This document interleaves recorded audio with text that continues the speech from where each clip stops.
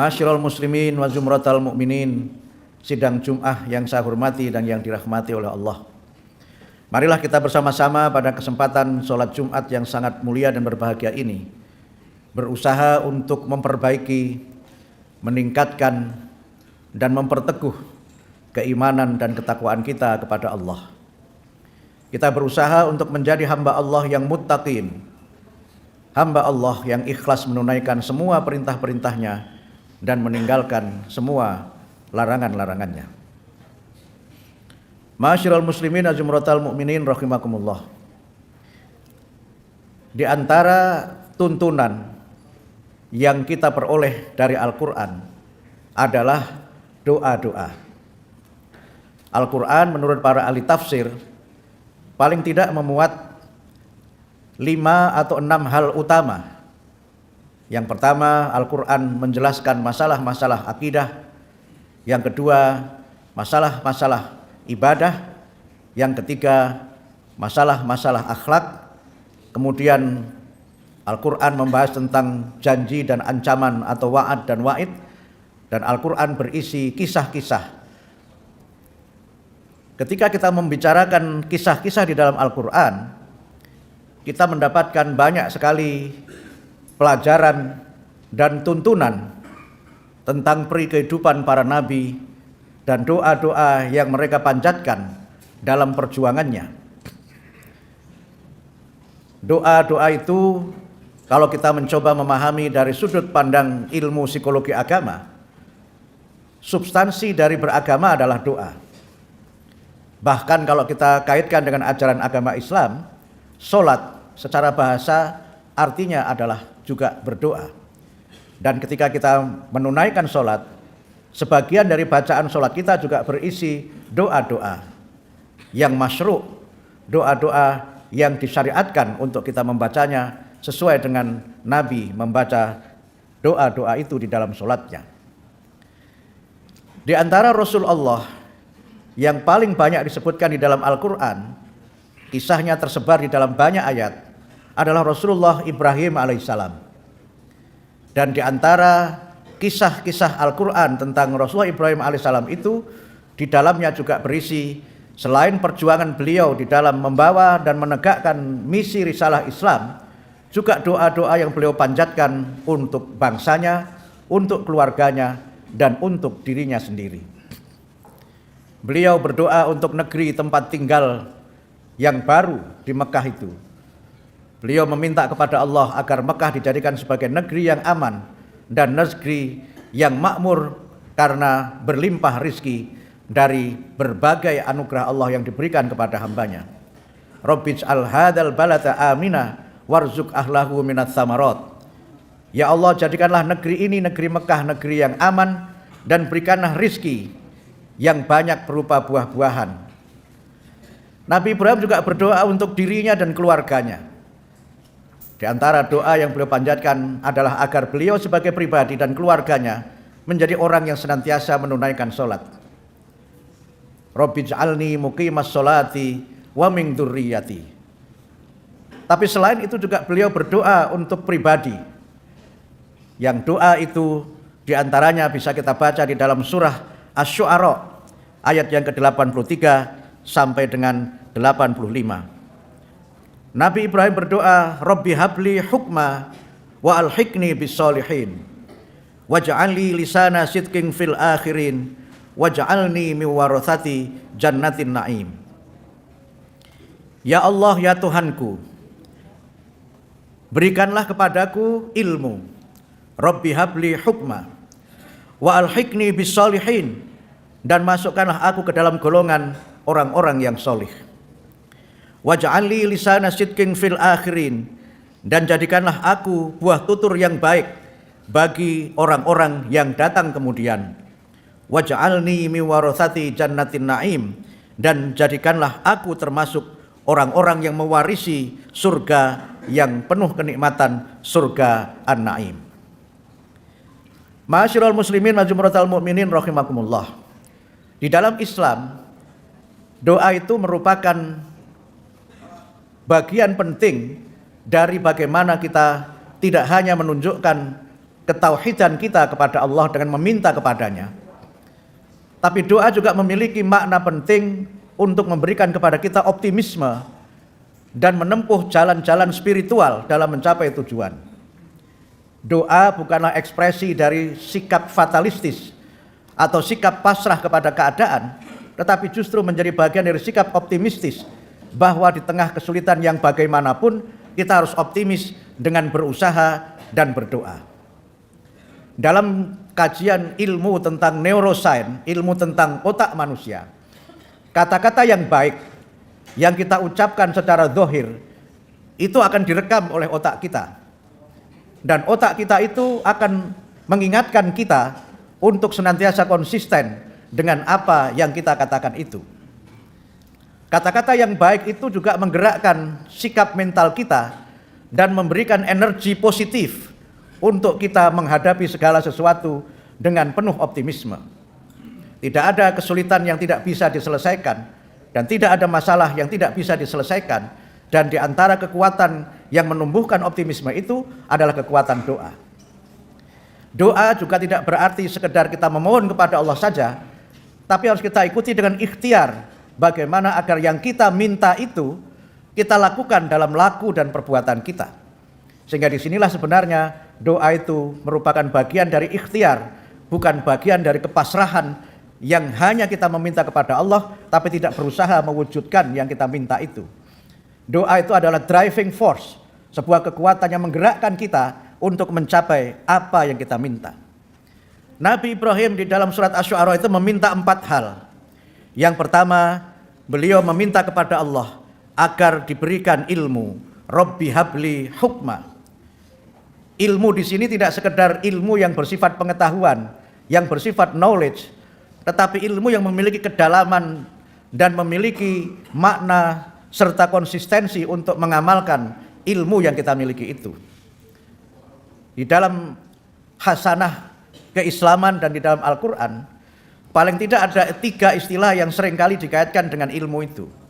Yang pertama adalah ilmu itu sendiri, yang kedua adalah hikmah, dan yang ketiga adalah ma'rifah. Tapi ketiga-tiganya memiliki akar yang sama, yaitu keluasan wawasan dan keluasan pengetahuan. Dan hikmah itu dikaitkan dengan konsistensi untuk melaksanakan ilmu yang kita miliki. Karena itu para nabi adalah ahli hikmah. Walaupun ini masih menjadi perdebatan. Misalnya ketika di dalam Quran disebutkan Allah memberikan hikmah kepada Luqman. Walaqad ataina Luqmanal hikmah anishkur lillah. Sebagian ahli tafsir menyebut Luqman itu seorang nabi, walaupun bukan seorang rasul. Karena itu maka kalau orang itu memiliki ilmu yang tinggi, dia disebut sebagai ahli hikmah. Dia mengerti banyak persoalan, tapi tidak berhenti pada pengertiannya sebagai seorang ilmuwan belaka, tapi dia menjadi orang yang konsisten mengamalkannya.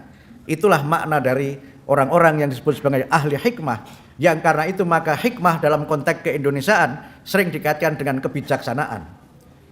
Kalau orang itu ahli hikmah, maka dia mesti akan menjadi orang yang bijaksana, karena orang yang konsisten dengan kebenaran ilmiah dan kebenaran hukum yang mereka yakini sebagai bagian dari konsistensi dan komitmen sebagai seorang yang berilmu. Yang kedua, Nabi Ibrahim meminta kepada Allah agar dimasukkan ke dalam golongan orang-orang yang solih, orang-orang yang baik, orang-orang yang senantiasa dihiasi kehidupannya dengan amal-amal ibadah dan dengan akhlakul karimah. Ibrahim adalah seorang yang kepribadiannya menjadi teladan, yang di Quran disebutkan bagaimana kita diberikan contoh keteladanan Ibrahim selain keteladanan Rasulullah Muhammad SAW. Kemudian yang ketiga, Nabi Ibrahim memohon kepada Allah agar menjadi buah bibir yang baik bagi generasi yang akan datang. Orang yang dikenang karena kebaikannya, orang yang dikenang karena jasa-jasanya, orang yang dikenang karena kontribusinya di dalam membuat kebaikan-kebaikan dalam kehidupan di masyarakat. Kemudian yang keempat, Nabi Ibrahim berdoa memohon kepada Allah agar pada waktunya nanti di yaumul hisab, pada waktunya nanti ketika dihitung semua amal perbuatannya, beliau termasuk orang-orang yang menjadi ahli surga.